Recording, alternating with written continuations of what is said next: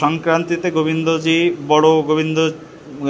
বড় গোবিন্দ মন্দিরে যান, পরের সংক্রান্তিতে ছোট গোবিন্দ মন্দিরে ফিরে আসেন। মহাশয় কি জয় জয়, গম্ভীরা শ্রীপাঠ কি। আমরা এখন যেখানে অবস্থান গ্রহণ করছি এটা হচ্ছে গম্ভীরা শ্রীপাঠ। এটা হচ্ছে মুর্শিদাবাদ জেলায় অবস্থিত এই গম্ভীরা শ্রীপাঠ। যে সকল ভক্তরা এই গম্ভীরা শ্রীপাঠ সম্পর্কে জানেন না, জেনে নিন। এবং অবশ্যই আপনারা একবার যদি মুর্শিদাবাদে আসেন, মুর্শিদাবাদ জেলা পরিভ্রমণে অবশ্যই এই পুত পবিত্র এই হোলি প্লেসে আপনারা অবশ্যই আসবেন একবার দর্শন করবার জন্য। আমরা যেখানে বসে আছি এটা হচ্ছে গম্ভীরা শ্রীপাঠ। এখানে গঙ্গানারায়ণ চক্রবর্তী ঠাকুর, ইনি হচ্ছেন শ্রীমান মহাপ্রভুর অন্যতম একজন পার্ষদ, তারই শ্রীপাঠ। তিনি এই স্থানটিকে প্রকট করেছিলেন, তার ভজন সাধনের দ্বারা পরিপাটি হয়েছে এই স্থান, এই তীর্থস্থান। এবং এখানকার আরেকটি বিশেষ মহিমা হচ্ছে, এখানে আমাদের প্রেম ভক্তির মহাজন শ্রী শ্রী নরোত্তম দাস ঠাকুর মহাশয়, তিনি এখানে দীর্ঘদিন অবস্থান গ্রহণ করেছিলেন এবং এখানে তিনি তার দিব্য নাম প্রেমের উচ্ছ্বাসিত করেছিলেন এই স্থানটিকে।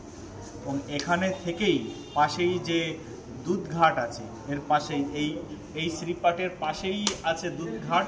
সেই দুধঘাটে নরোত্তম দাস ঠাকুর মহাশয় তিনি তার জীবনের শেষ লীলা সেখানে করেছিলেন, তার লীলা সংবরণ করেছিলেন সেই দুধঘাটে। আর এই হচ্ছে সেই শ্রীপাঠ। এখানে নরোত্তম দাস ঠাকুর মহাশয়ের সেবিত শ্রী গৌরাঙ্গ সেবা তিনি এখানে প্রকট করেছিলেন।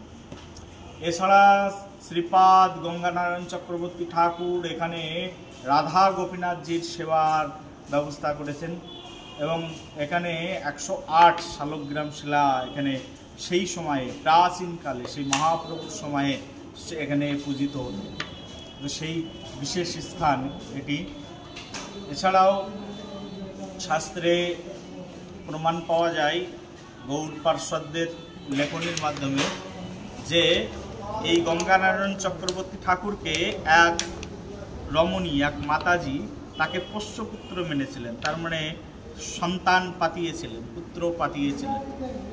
তো পূর্বকালে এরকম সম্পর্ক অনেক বিদ্যমান ছিল।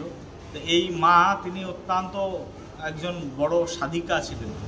তিনি একবার শ্রীধাম বৃন্দাবনে গেলেন, আর বৃন্দাবনে যাওয়ার পরে বৃন্দাবনে ভগবান শ্রীকৃষ্ণকে বেঁধে তাকে খাওয়ানোর চেষ্টা করলেন।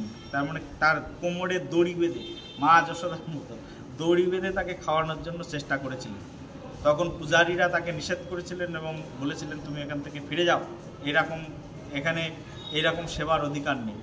তখন সেই মা সেখান থেকে চলে এসেছিলেন।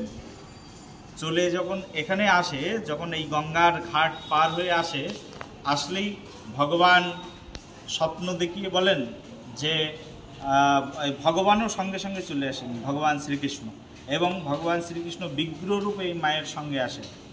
আসার পরে তার দেখছেন যে তার ব্যাগ অ্যান্ড ব্যাগেজ খুব ভারী হয়ে যাচ্ছে।